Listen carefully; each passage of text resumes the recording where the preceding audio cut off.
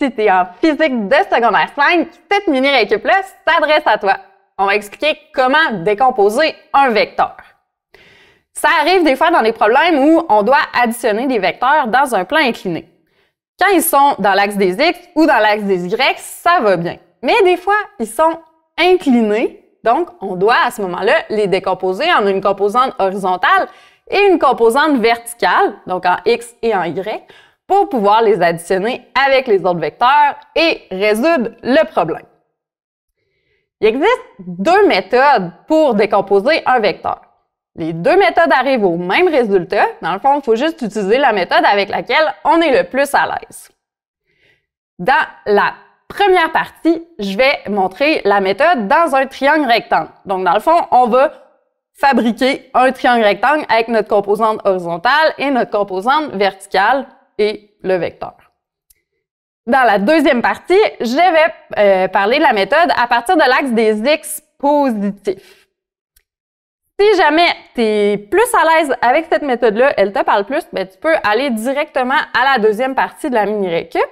Sinon, tu peux rester avec moi. Dans la première partie, on va s'attaquer tout de suite à la méthode dans un triangle rectangle. On va commencer tout de suite avec un exemple avec un vecteur dans le premier cadran. Là, je dis tout de suite, dans les autres cadrans, c'est pas nécessairement pareil, donc c'est important d'écouter la mini-récup au complet pour être sûr que tu maîtrises la méthode dans tous les cadrans.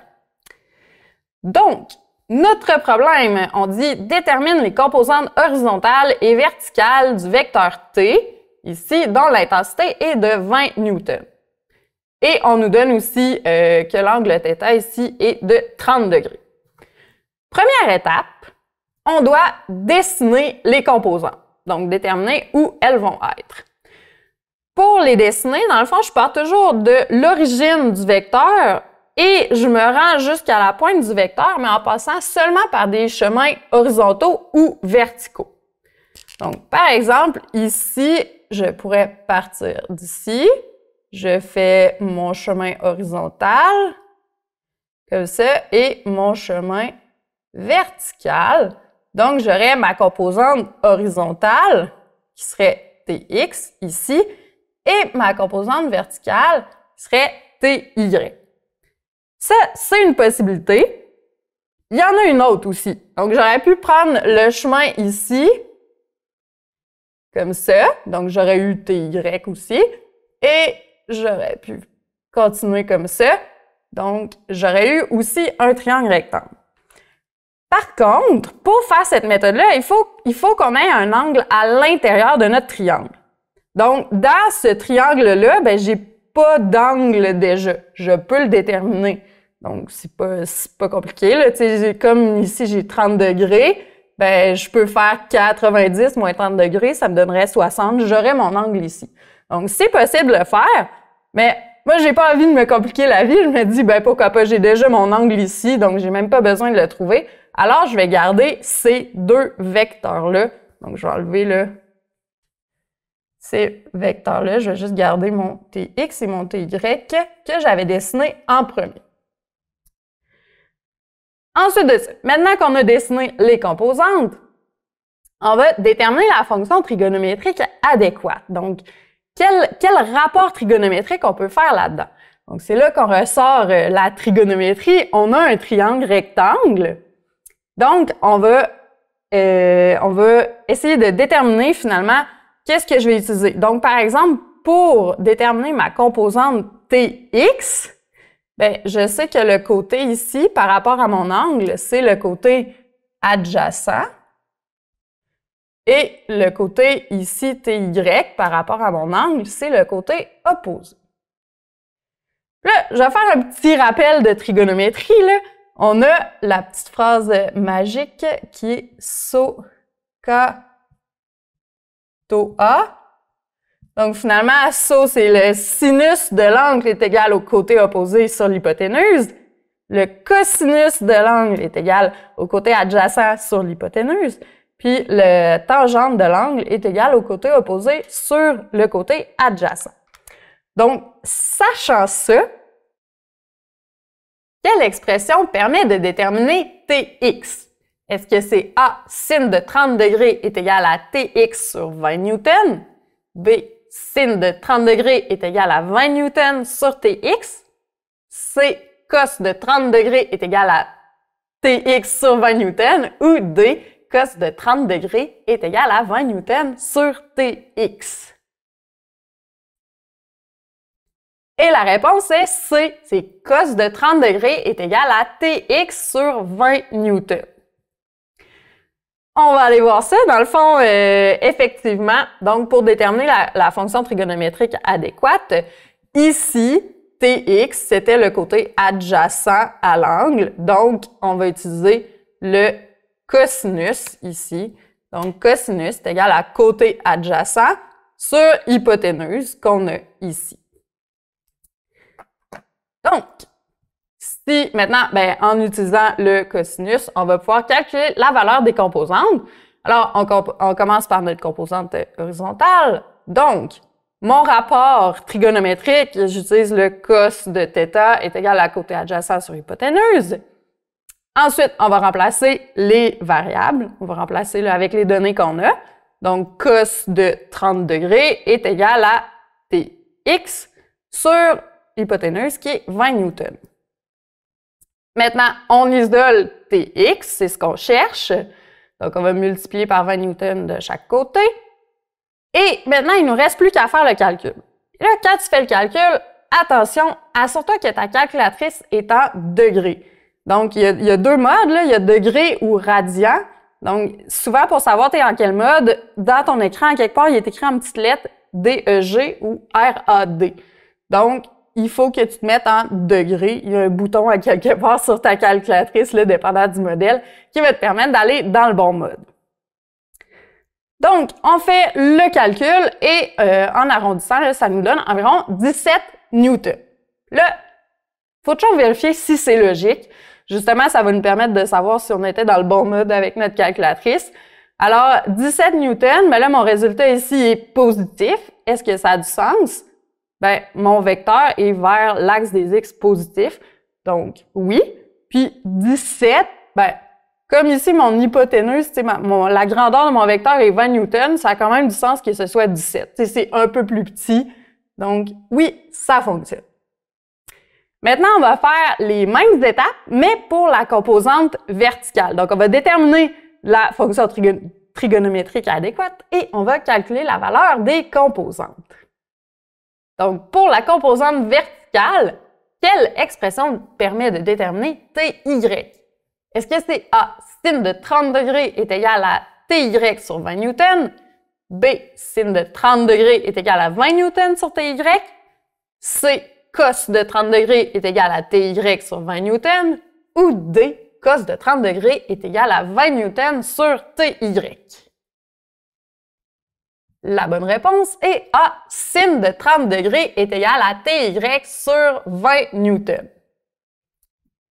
Donc ici, comme on cherche TY, c'est le côté opposé à l'angle. Donc, côté opposé, ici, on va utiliser le sinus. Donc, j'ai sinus de l'angle est égal à côté opposé sur l'hypoténuse que j'ai ici. Donc, je vais écrire mon rapport. Sinus est égal à côté, sin de θ est égal à côté opposé sur hypoténuse. Je remplace mes variables. Donc, 30 degrés, sin de 30 degrés est égal à TY sur 20 newtons. Donc, c'était la réponse à la question. Maintenant, même chose, on isole TY. Et voilà. Et encore une fois, on va faire le calcul. Et ça donne 10 newtons. On s'assure encore que la réponse a du sens. Donc, 10 newtons, c'est positif. Ma composante, elle est positive aussi. Et 10 newtons, c'est plus petit que 20 newtons. Ça a du sens aussi. Donc, un truc pour se rappeler, se souvenir quel rapport trigonométrique utiliser. Dans le fond, est-ce qu'on utilise sin ou cos? Premièrement, il faut toujours se demander si la composante cherchée est opposée à l'angle ou encore si la composante cherchée est adjacente à l'angle. Donc, si elle est opposée à l'angle, on va utiliser le rapport sinus de θ est égal à côté opposé sur hypoténuse. Et si elle est adjacente, on va utiliser le cos. Puis, comme on cherche toujours la composante, dans le fond, elle est toujours soit le côté opposé ou le côté adjacent. Donc, c'est toujours elle qu'on veut isoler. Donc, on peut déjà pré-isoler dans notre expression, si on veut. Là. Donc, j'isole mon côté opposé ou j'isole mon côté adjacent et ça donne ces deux expressions-là. Puis là, attention parce que il n'y a pas de rapport, tu sais, il n'y a pas de rapport entre le fait si la composante est horizontale ou verticale et le rapport trigonométrique à utiliser. Je m'explique. Dans le fond, si j'ai un exemple ici, donc j'ai mon plan cartésien. Si j'ai mon vecteur ici, ben si j'ai l'angle θ qui est ici, ma composante horizontale, je vais la faire un petit peu en dessous là, pour qu'on la voie bien. Ma composante horizontale ici, Tx, est adjacente à l'angle. Mais, dépendamment comment on dessine nos composantes, je pourrais avoir le même vecteur, mais si j'ai l'angle θ ici, ma composante horizontale, Tx, va être opposée à l'angle. Donc, pour une même composante, les deux sont horizontales. Parfois, ça peut être adjacent. Parfois, ça peut être opposé. Donc, c'est vraiment important de se questionner sur elle est où par rapport à l'angle. Puis, ces expressions-là, donc, fonctionnent. On a vu dans le premier cadran, ça fonctionne. Mais, il y a des particularités dans les autres cadrans. Ça m'amène à te poser une question. Ici, on a un vecteur qui est dans le troisième cadran. La question est, la composante horizontale, Tx, peut être exprimée selon l'expression suivante. Tx est égal à 25 newtons fois sin de 75 degrés. Est-ce que c'est vrai ou c'est faux? C'est faux! Pourquoi, en fait? Ben, on peut regarder, là, si je dessine, première étape, mes composantes, je dessine ma composante horizontale, à peu près ici. Donc, j'ai mon Tx. Ma composante horizontale, ben oui, elle est opposée à l'angle. Donc, ça, c'est correct. Première étape, c'est beau. Par contre, elle est orientée vers l'axe des X négatifs. Donc, il faut que la réponse soit négative aussi. Donc, ici, on va ajouter un signe moins. Donc, c'est vraiment important de toujours être attentif au sens des vecteurs. Donc, un petit, tu sais, là, on avait dans le premier cadran, ici, le premier cadran, le X. Donc, ici, c'est le sens des X positifs, puis les Y aussi sont positifs. Donc, dans le premier cadran, tout est positif, c'est correct. Mais si je vais dans le deuxième cadran, mes Y vont être positifs, mais mes X vont être négatifs. Dans le troisième cadran, ici, mes X sont négatifs et mes Y sont négatifs. Puis, dans le quatrième cadran, mes X sont positifs et mes Y sont négatifs. Donc, super important de faire attention au sens des vecteurs avec cette méthode-là. On va faire un exemple avec un vecteur dans le troisième cadran. On dit détermine les composantes horizontales et verticales du vecteur T dont l'intensité est de 25 newtons. On a l'angle ici θ de 75 degrés. Première étape, on dessine nos composantes. Ding! Donc, la composante, dans le fond, je vais m'assurer de faire un triangle rectangle autour de mon angle, là, vu que je l'ai déjà. Donc, je vais y aller comme ça. Ma composante horizontale, c'est X, et ma composante verticale, c'est Y. Bon, ça c'est fait. Maintenant, on va déterminer la fonction trigonométrique adéquate, c'est-à-dire est-ce qu'on va utiliser le sin ou le cos. Et ensuite, on va pouvoir calculer la valeur des composants. On va commencer par la composante horizontale, donc Tx ici. Alors, Tx, par rapport à mon angle, il est où? Est-ce que c'est le côté adjacent ou le côté opposé? Dans ce cas-ci, c'est le côté opposé. Alors, on va utiliser le rapport trigonométrique, donc sinus de θ est égal au côté opposé sur l'hypoténuse. Maintenant, je remplace mes données dans la formule. Alors, θ, c'est 75 degrés, puis l'hypoténuse, c'est 25 newtons ici. Donc, sin de 75 est égal à Tx sur 25 newtons. Et si j'isole Tx, bon, ça me donne Tx est égal à 25 newtons fois sin de 75 degrés. Et là, on n'est pas dans le premier cadran, là, on a une composante, la composante est négative. Alors, je dois moi-même penser et ajouter mon signe négatif ici. Donc, maintenant que, bon, j'ai mon expression, dans le fond, je vais effacer le tout, puis je vais ramener ça comme ça. Alors, j'ai ma composante horizontale, donc c'est égal à moins 25 newtons fois sinus de 75 degrés. Je fais mon calcul en m'assurant que je suis en degrés, et ça donne environ moins 24 newtons.